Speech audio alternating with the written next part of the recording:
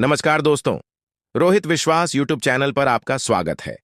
कहानी शुरू करने से पहले यदि आप हमारे चैनल पर नए हैं तो चैनल को सब्सक्राइब कर लीजिए और साथ में बेल आइकन दबा दीजिए ऐसी और कहानी सुनने के लिए।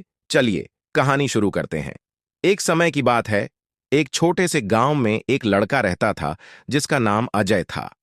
अजय गांव के सबसे अच्छे छात्रों में से एक था, लेकिन उसकी एक बुरी आदत थी। वह हमेशा गंदी बातें करता और बुरे शौक रखता था।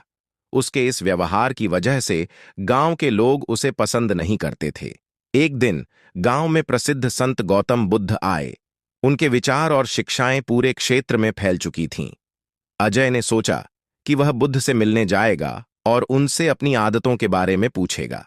जब अजय बुद्ध के पास पहुंचा तो उसने अपनी समस्या बताई।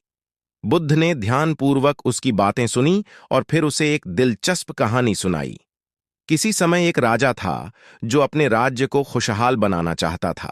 उसने एक दिन एक साधु से पूछा कि उसकी प्रजा खुश कैसे रह सकती है।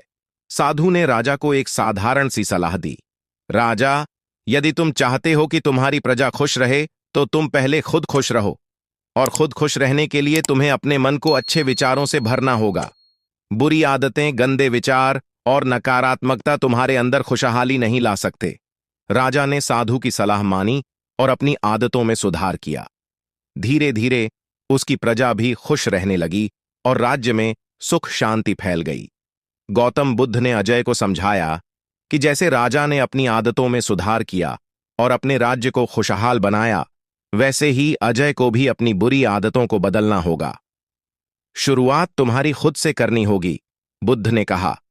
जब तुम अपने विचारों और आदतों में सकारात्मक बदलाव लाओगे तो तुम्हारा जीवन भी बदल जाएगा। तुम्हारी बुरी आदतें तुम्हारे भविष्य को निर्धारित करती हैं। अपनी आदतें सुधारो और देखो कि कैसे जीवन में खुशहाली और सम्मान तुम्हारे पास आएगा। अजय ने बुद्ध की सलाह को दिल से अपनाया। उसने अपनी गंदी आदतें छोड़ दीं और अपनी सोच को सकारात्मक दिशा दी। धीरे धीरे उसके व्यवहार में बदलाव आया और गांव के लोग भी उसे पसंद करने लगे। अजय ने समझा कि आत्म परिवर्तन ही सबसे बड़ा परिवर्तन है और उसने अपनी नई आदतों के साथ एक सफल और खुशहाल जीवन बिताया। इस तरह बुद्ध की सलाह ने अजय को उसकी बुरी आदतें छोड़ने और एक नई दिशा में जाने की प्रेरणा दी। हम आशा करते हैं कि इस कहानी से आपको जरूर कुछ नया, कुछ सीखने के लिए मिला होगा।